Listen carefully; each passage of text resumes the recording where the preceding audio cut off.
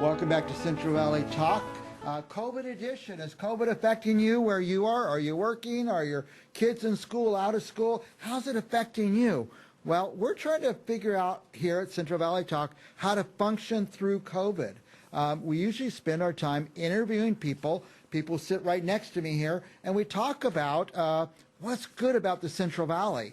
So now we're having to learn to do it without people coming to our studio, but rather getting them to Skype in and message in and stuff like that. So we have stumbled upon, and we've been talking to over a few different episodes, over a few different months, an author who I call it a true Central Valley story.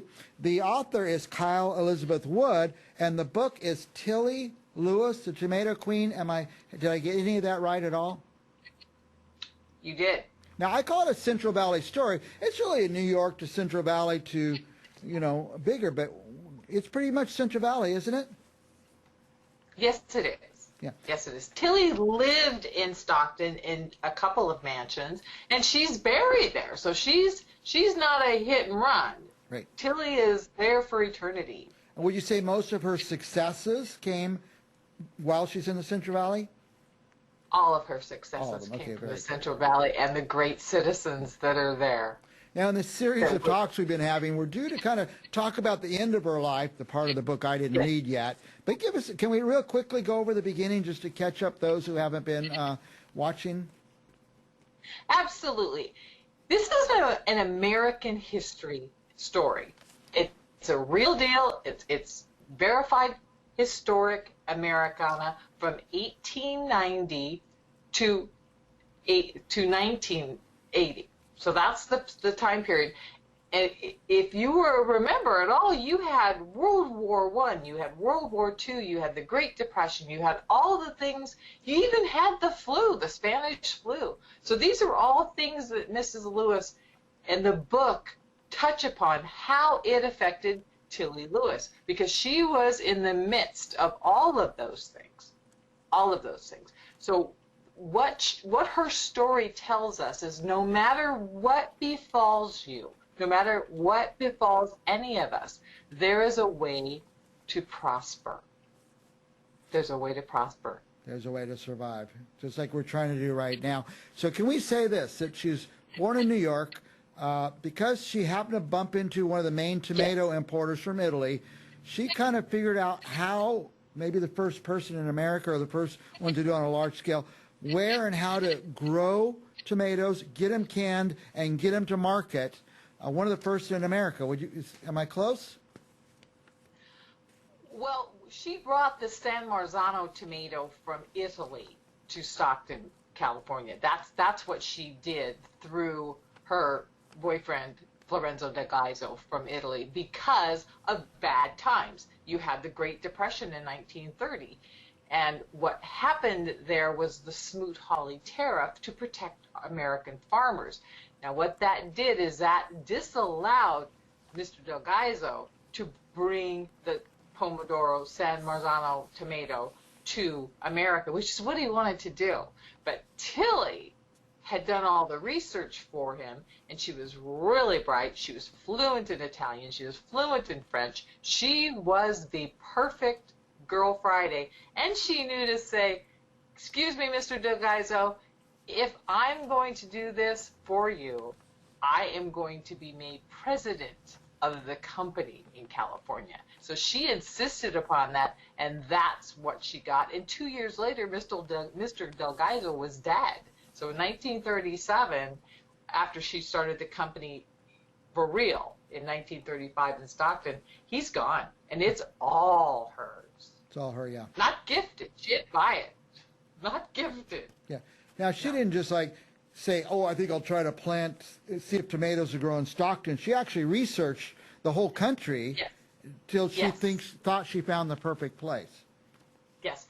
Born in Brooklyn in the tenements, she didn't have a lot to do, but she did go to the Brooklyn Society and the Brooklyn Library that's there, and it's a massive thing where they grew bananas. Remember the song, Yes, I Have No Bananas? Yeah. Well, they were busy growing bananas at the Brooklyn Botanical Society. So Tillie settled her little hind end in a chair there, and she went long process researching where would tomatoes grow, the San Marzano in particular, because it had to be the particular climate, soil, etc.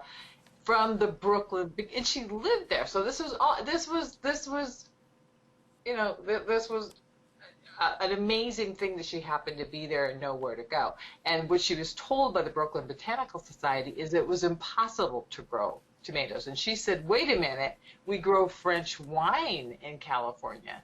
Why can't we grow Italian tomatoes? Right. So that's what she did. Yeah.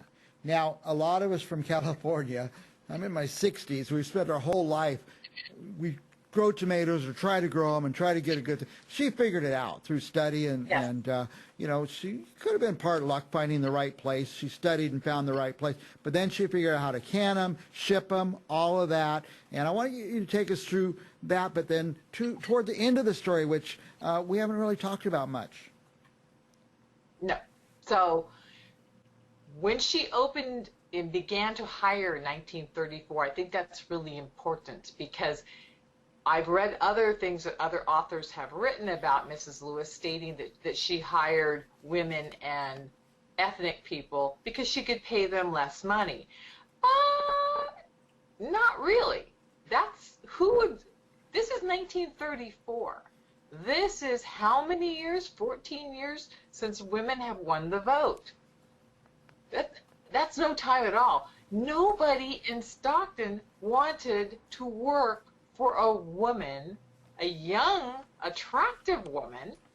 My goodness gracious, not a chance did they want to work. And they called her, and I apologize to everyone, but they called her the Jew broad behind her back and to her face. But she made a point of just deciding, I do not care what you call me as long as you buy my products. There you go. So she hired who she could hire, and she talked to them like an individual. She said, hi, will you come help me? That is what all of her first workers said to me. Blacks, Hispanics, Jewish, white people. Remember the Okies are coming from across from the Dust Bowl. She said to them, will you come help me? Imagine the difference that made from an employer's place. It is asking for help. And they agreed, and that was it. I mean, she won their loyalty time and again. So she becomes successful. She becomes friends with many celebrities of the day, from Lucille Ball is the one I remember, but there's a whole bunch of others, very glamorous people. And tell us about that. And then toward the end of her life, which is a mystery to me because I haven't got there in the book yet, tell us the rest. I know, your folks got sick, but it's time to get to reading again. But Tillie met the stars of stage and screen in New York, in Manhattan, at a little place called the Ziegfeld Follies. And we discussed that before, that the Ziegfeld Follies was like the greatest of Hollywood. So everybody who was ever going to be anybody began at the Ziegfeld Follies. And what Tillie had learned from the Del Gaizo family in Italy is that develop friendships for life. That friendships of important people, and you never know if the janitor is going to end up being the important person. So you look at everyone you meet as if they are a piece of gold. And that was the first gold that Tillie really understood about. So when she met someone, imagine if we all did that. You meet somebody for the first time and you think, gold, sparkling, instead of just saying nothing. Right. Tillie collected these individuals, and later on in her life, they were going to remain friends, and that they would do quid pro quo. Now, her friends from the Ziegfeld Follies, I mean, that's when she was pretty much nobody. She was 15, 16, 17 years old, and she made friends and kept them for life. Yes. Yeah. And what are some of the big names that we might recognize? Well, if anybody ever watched the movie Funny Girl, and if you haven't seen Funny Girl, you really should. It's an oldie. Fanny Brice was one of the big stars, and they remained pretty close, not besties, because Tillie got too busy to have friends later on. So that's another story. But the book starts off with Tillie at Fanny's house. And, well, Eddie Cantor's there playing cards because Fanny loved to cheat at cards, and that was happening. And so imagine if all the A-listers now were at a pool party in Hollywood. That's what was going on. So absolutely everybody. And if I throw out all the names, Jimmy Durante for one, the Marx Brothers, but that might be people that we don't know now, because that is the truth of it. We let so many years go by, and somebody who's super famous is completely forgotten. So whoever is the A-listers today, that's who would have been at Tillie's space. Wow. In her yard, in her room, in her house, and she at theirs. Keep in mind she was Jewish, so the Jim Crow laws were for the Jewish people as well as for Hispanic and blacks, and even Catholics. So the Jewish people had to stay, no matter how famous they were, no matter how wealthy, at each other's homes. So Tillie entertained at her mansions, and that happened all across the country. So that's what you have. Milton Berle was a big friend too, who did a chili cook-off with her products later on. So from her rise, from her development to her success in the Central Valley, where did she go from there? Where did she go from there? Well, she was always rising. The company was called Flotil to begin with, and later on Tillie Lewis Foods. She rose continuously because that was her focus. That was her baby. And I read something else another author put out there, and even the Smithsonian that used my book to put Tillie in the Smithsonian in 2020, they make reference to the fact of Tillie and other women had to give up things to become these high-ranking immortals, as it were. But that's not true for Tillie Lewis. Tillie didn't want children and family. She absolutely didn't. The baby, and she repeats herself, and she has photo albums, and I have them. Her company's called her baby. So this is a woman who determined in 1896, when she is born in 1896 poverty, that she is absolutely positively not going to be hungry anymore ever again. So she was the Yiddish Scarlett O'Hara. She was not going to be hungry again, nor any of her kin. She brings her family with her. So her children are the company and her employees, and she makes sure that they know that. The company knows that they belong to her Flotil family, Tillie Lewis Foods. Then she had her 3 nephews that were her just as good as kids. She didn't need anything else. But what she did is she looked ahead. So when she got the tomatoes going, and that worked really well, and that was fantastic and fine, she looked at the rest of the fabulous Central Valley. You know how hot it gets there. Yes. I mean, you know how hot it gets there. That soil and that heat is the food basket of the world, as is all of the Central Valley. I live in Monterey, and we have great lettuces and all those things. And she realized, I'm going to can every fruit and vegetable out of the valley. So that's when she had to go out and beg. Imagine a woman in 1937, the boyfriend's dead. She doesn't have his backing anymore. Rumblings are going on in Europe. Italy is about to go to war. The world's going to go to war. What is she going to do? And she goes out and she hammers and hammers and hammers and hammers until she gets little tiny loans from different individuals to be able to survive and make payroll. And she just kept doing that over and over again. But she's canning tomatoes, doing okay, but she sees this opening to can fruits.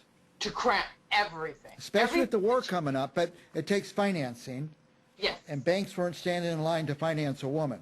No, as a matter of fact, the Stockton banks actually said, well, you're a woman, Del Gaizo's dead, and what if you get a headache?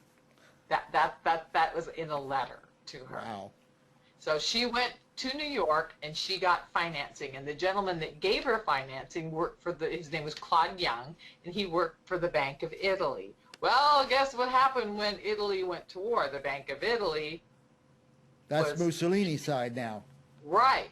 Yeah. The Bank of Italy dissolved. But she had told the gentleman, Claude Young, thank you so much for making me this loan. I will never let you down. And if you ever need a favor, ever, let me know. Well, Claude Young called her and said, not only do I need a favor, I need a job. Oh, boy. And she said, the tickets are waiting for you. Come on out. Mr. Young worked for her for the rest of his life. And that's what she did time and again for individuals. She never forgot a friend. She never forgot a favor. Never. So that is something. The Catholic Church she's Jewish. The Catholic Church loaned her money at that point in time, a little loan. And when she passed away, $100,000 went to the Catholic Church. She never forgot. Never forgot. She did she handles all that. The war happens. World War II is happening. She immediately jumps on helping because her men, they're gone. The Japanese have been taken away as well. We know that.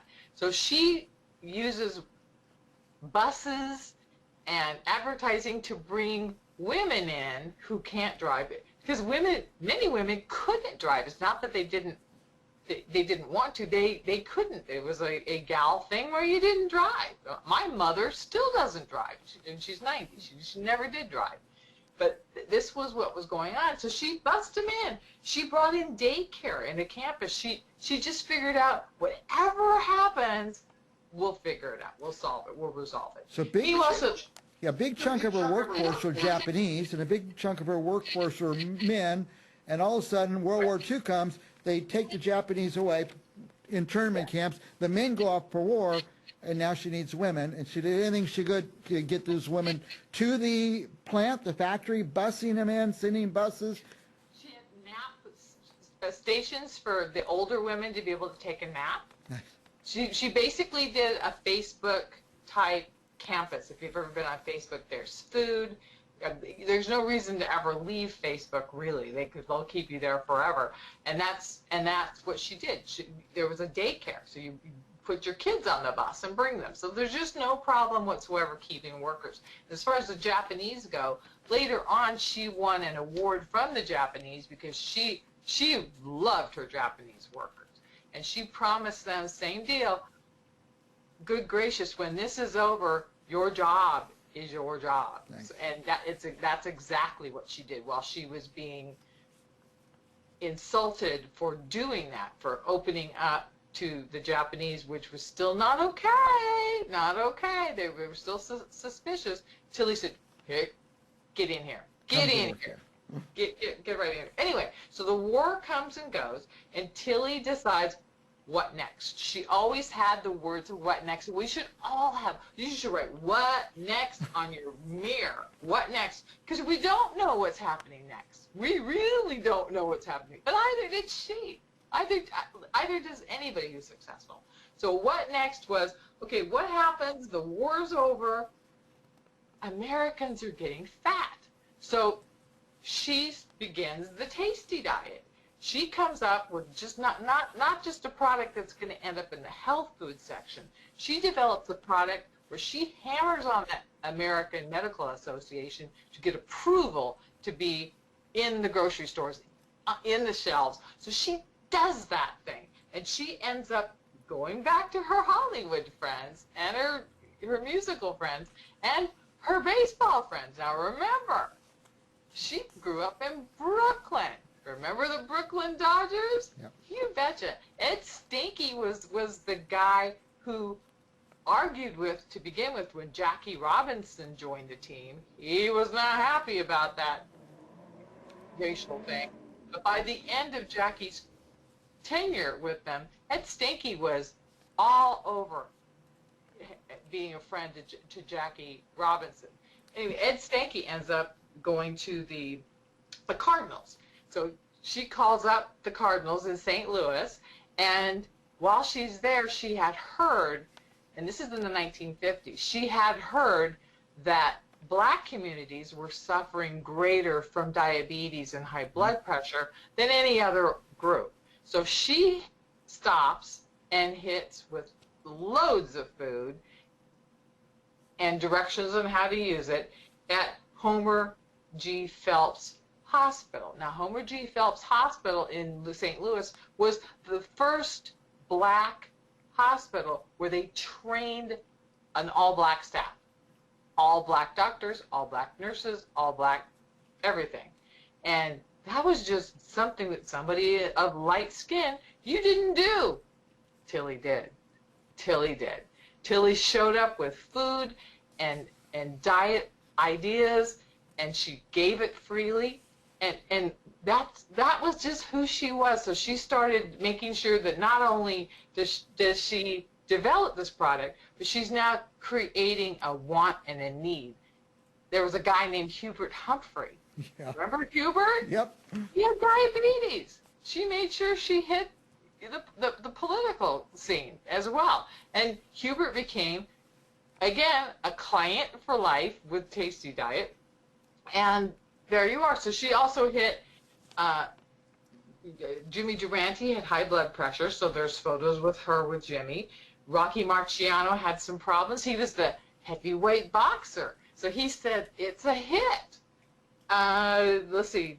Tillie, later on, again, forget moving past the food, she wants to have a little bit more clout in Stockton. So she sees that she has made the first female seaport commissioner. Remember, Stockton has a seaport. Stockton has a seaport, a deep water port. So she becomes the first female commissioner because that's where her food can go out, not only on trucks, but on ships. So she is the first female seaport commissioner in America. The woman is incredible. Then you've got Tillie, who checks the newspaper and discovers there's this outrageous divorce going on. Now, this happened all the time, but they hardly made the papers. Lillian Corazon was the woman that the song "She's Too Fat for Me," and it's a horrible song today, but it was a big hit back in the day, and Lillian's husband was granted a divorce if Lillian did not lose the 40 pounds she gained. Yeah, so that made the papers, and Tillie saw it. So Tillie sought out Lillian Corazon, and you have a picture of it, and I'm sure we can put that out. And Lillian lost the 40 pounds plus and could keep her husband, but Lillian decided, well, you know what, to heck with him. So she didn't stay in the marriage, but goodness gracious, Tillie was there to see that the Tasty Diet helped her maintain a healthy space and diet in the world.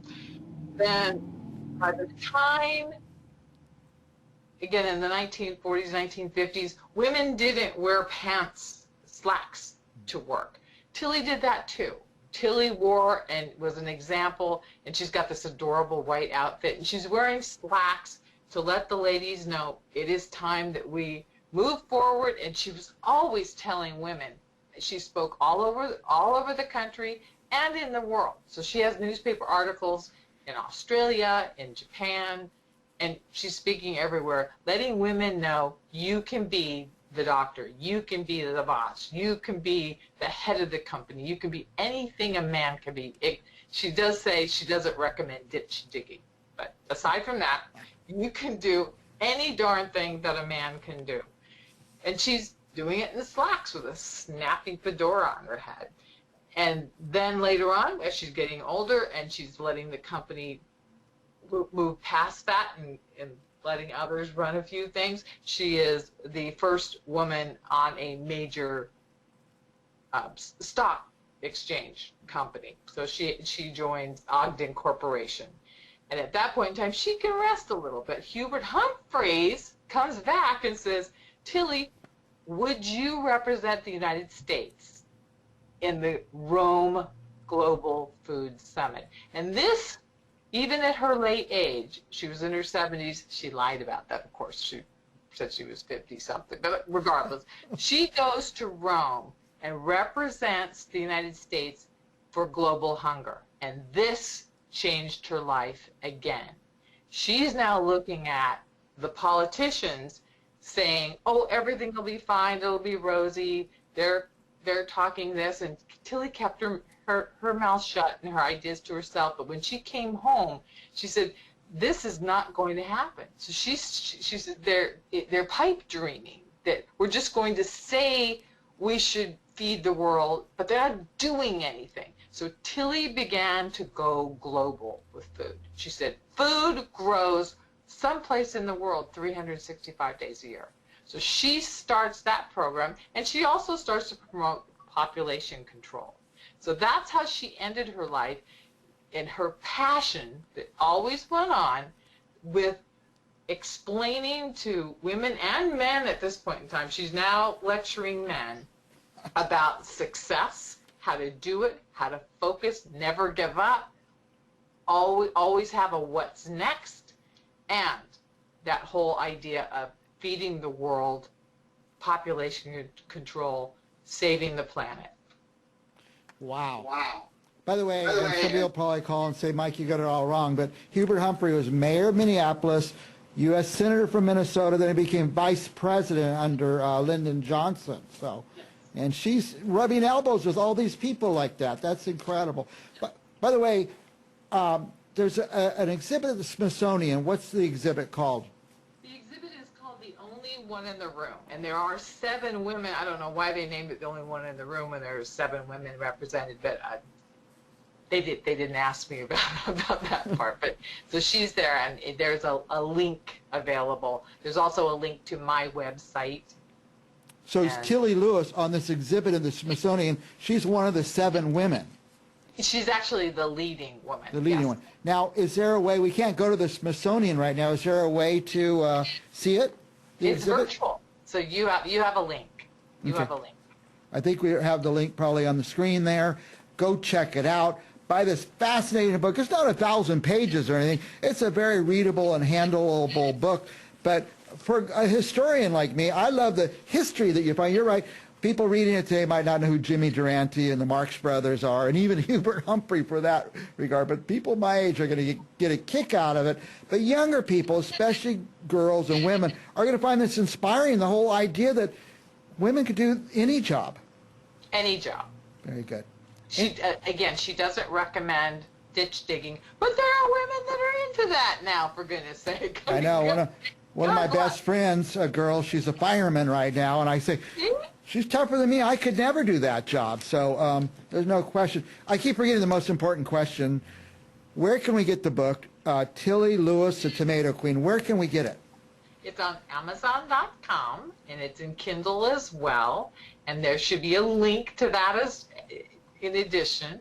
The book is doing very nicely. We do hope to see a movie. I have talked to, I won't say who because it's not a deal yet. And boy, that's a trick. But it was fun going to Hollywood and being, wined and dined a little bit. That was super fun. So it would make a great movie. How can they fit it all in an hour and a half or 2 hours? Because what a great long storied life Tillie Lewis had. But I would like to see the movie. I always read the book first, so I recommend a series. A series. There you go. An Amazon original series. That's what I'd like to see. All right. Go to Amazon.com. Look for Tillie Lewis, the Tomato Queen. And the author of that book, Kyle Elizabeth Wood, is our guest and has been over the last few months. So look at all the videos and get an idea of the book. And I hope there's more. Last thoughts, Kyle Elizabeth? Well, in March, I will be speaking for I live in Monterey, California now, and the Carmel Foundation. If you haven't been to beautiful Monterey or beautiful Carmel, you need to do that. The Carmel Foundation is having me speak at the Carmel Foundation in March for Women's History Month. Very good. Women's History Month. What a great topic for Women's History Month and a great example. Thank you, Kyle Elizabeth Wood. Look her up on Amazon. We will be back with more. Oh, by the way, our technician Michael has been putting these great photos and stuff up that really illustrated our interview, and I appreciate that. So I don't think you get to see them where you were, right, Kyle? No. Okay, but we'll send you But the I video. sent them to you. So That's where he found all these great videos. I Anyway, sent them to you. we'll send you a copy of this video. You can watch this interview and tell other people to watch it on our YouTube channel, CentralValleyTalk.com. And will you have the video somewhere as well? There are videos if you Google me, and I'm going to tell you in advance, folks, I apologize for the tap dancing. I also tap dance, and I was terrified. So don't look at the tap dancing one. Just ignore that. Unless, of course, you want to go. It's not. I'm not as funny as the comedian that was before me, but pretty much. Very good. Tap dancing and author. We will be back with more Central Valley Talk right after this.